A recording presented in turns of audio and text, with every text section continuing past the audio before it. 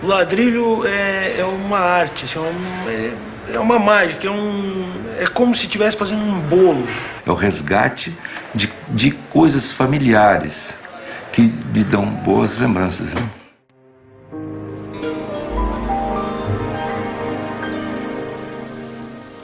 Tem gente que adquire o ladrilho hidráulico e não sabe o trabalho e a mágica que é fabricar uma peça. Até profissionais da área de arquitetura mesmo às vezes não conhecem, acham que é feito como cerâmica, que vai no forno, entendeu? Que é pintado à mão.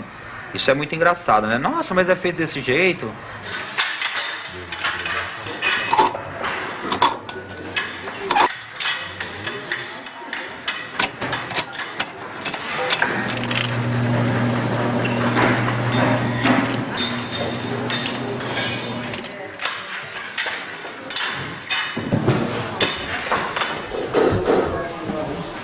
Primeiro passo para desmoldar a peça. Agora eu venho com o molde.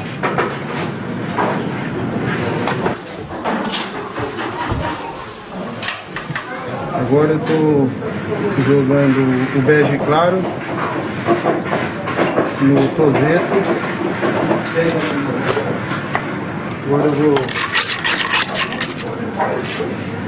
jogar esse azul ultramar. Azul ultramar nas flores. Tem que na hora de jogar ter uma precisão para não cair na casa vizinha.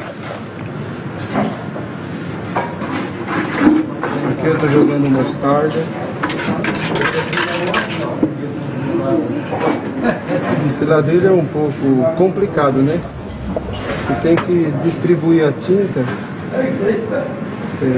procurar não deixar cair na casa vizinha, né? Porque senão estraga a peça. Aí tem que voltar o processo tudo de novo. Agora eu vou jogar o marrom, jogando ele aqui em volta. Agora essa tinta marrom eu posso jogar um pouquinho mais rápido, porque as outras já estão todas no seu lugar, né? Então já é um pouquinho mais rápido a marrom. Agora esse passo aqui nós dá uma mexidinha para a tinta ficar no molde certinho, né? Na hora que eu tirar aqui o molde, ela corre da mais clara para mais escura, né? Ficando o desenho perfeito, né? Aqui eu estou jogando o secante. E esse secante chupando tudo o excesso de água da tinta. Agora eu venho para a misca. E a misca é o fundo da peça. Porque a peça é feita ao contrário, né? Aqui é a marca de quem fez a peça. Minha marca é azul, né? A verde. Aí eles sabem de quem é o lote, quem foi que produziu o lote.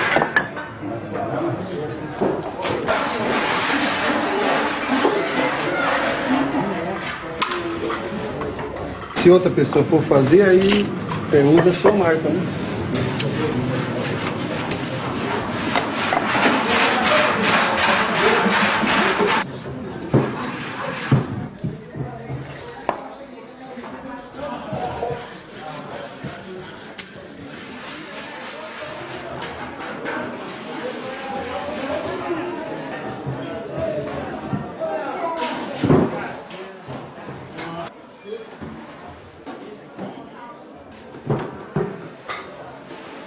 Depois disso ela vai em repouso durante um período de 12 horas, que você não pode encostar na peça que ela desmancha, né?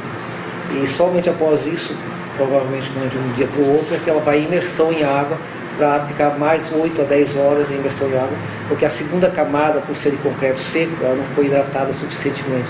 Então, para adquirir a resistência do concreto, teria que ficar em imersão em água para processar toda a reação química, né, com a água e após isso ela tem um período de cura e secagem natural de 15 a 25 dias.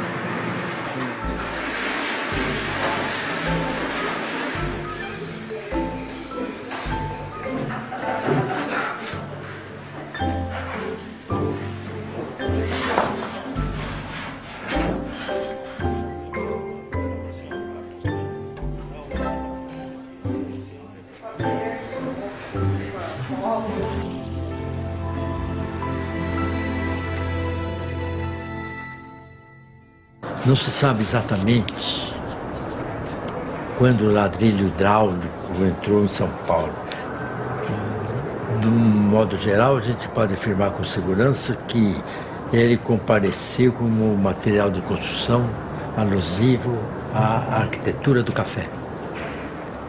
O café teve esse grande mérito de providenciar a modernização da arquitetura paulista,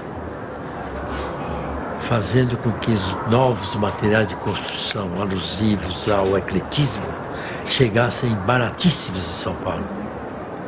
Alguns monumentos, algumas construções oficiais que foram inauguradas com ladrilhos hidráulicos, existem até hoje. Essas, a gente sabe, por exemplo, que o ladrilho hidráulico do grande vestíbulo do Museu Paulista no Ipiranga é ladrilho hidráulico original. E gente andando para cima e para baixo, para cima e para baixo, está perfeito. Aguentando mais de 100 anos de pisoteio de multidões.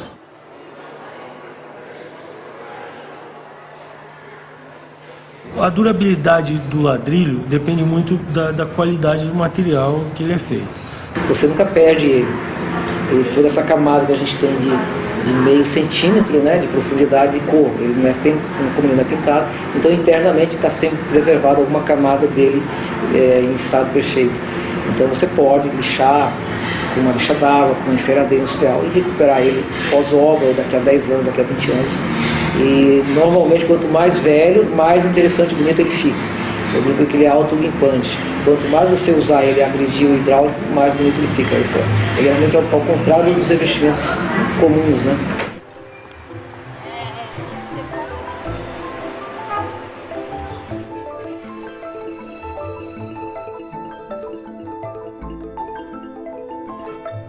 Então, normalmente num prédio que está sendo tombado e que está sendo recuperado, a tendência dos profissionais atentos na área de restauro é preservar uma parte do piso original e as peças mais danificadas a gente faz a reposição e se recupera o antigo e junto para não dar um contraste muito grande do piso manchado sujo do antigo com o novo, né? Às vezes o piso é muito antigo e ele está muito desgastado ou está muito judiado.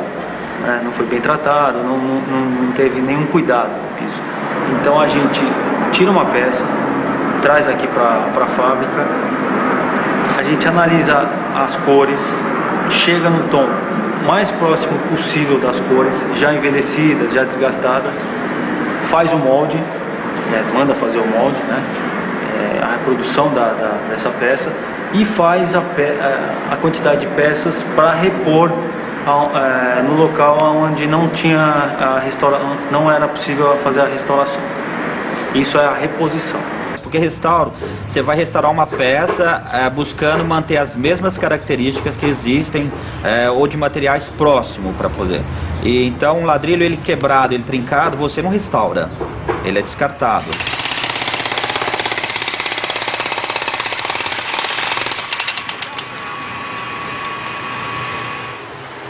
A gente fez a Pinacoteca, a restauração da Pinacoteca do Estado de São Paulo.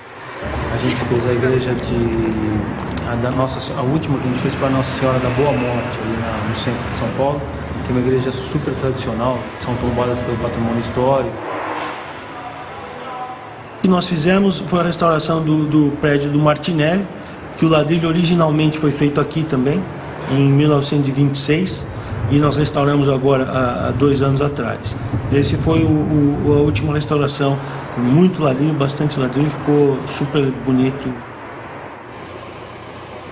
Em São Paulo, o Teatro Municipal foi um dos primeiros que a gente fez. Metade do piso foi mantido o original e a outra metade nós fizemos a reposição. O trabalho mais difícil foi uma peça que nós fizemos na Rio Branco, no prédio do IFAM. Esse trabalho do IFAM levava 30 a 45 minutos só para pigmentar a peça. Para você ter uma ideia, um ladrilho hidráulico leva em média de 1 a 5 minutos no máximo. Ele não pode ultrapassar o processo de confecção e desmolde, senão ele não desmolda mais e ele perde a peça. Na década de 30, por exemplo, até que os ladrilhos hidráulicos passaram a ser feitos aqui entre nós muito baratos, porque houve um abastardamento da técnica, vamos dizer assim.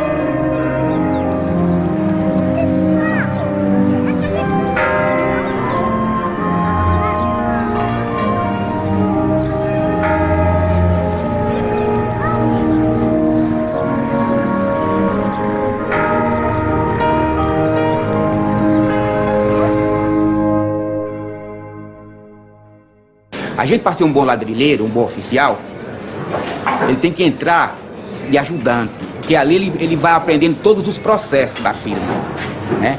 Ele vai aprendendo todos os processos. Ele entra de ajudante, depois de ajudante ele vai para tinta, por exemplo. Ele tem que aprender tudo, para depois então de ser um ladrilheiro bom. E do ladrilho que ele vai ser um mestre.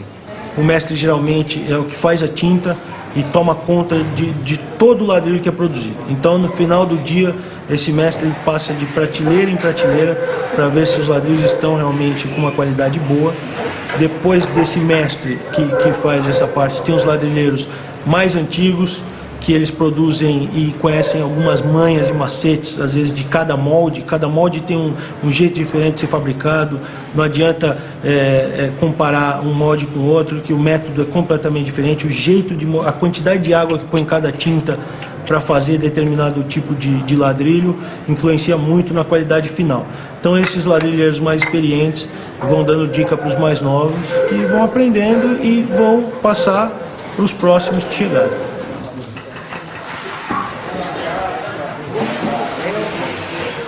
As cores do ladrilho são muito características de ladrilho hidráulico. Não tem outro tipo de revestimento que tenha esse tipo de coloração. O ladrilho, se quiser escolher a cor, inventar uma cor, inventar um desenho, inventar uma paginação, você faz o que você quiser.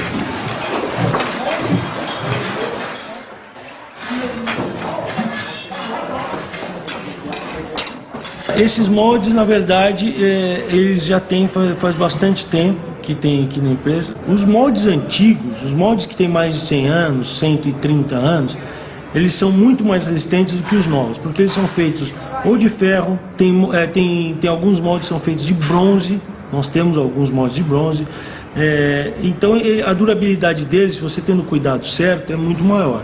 Os de hoje em dia são feitos de latão, geralmente são feitos de latão, então a durabilidade dele é muito menor, ele quebra e amassa com muito mais facilidade.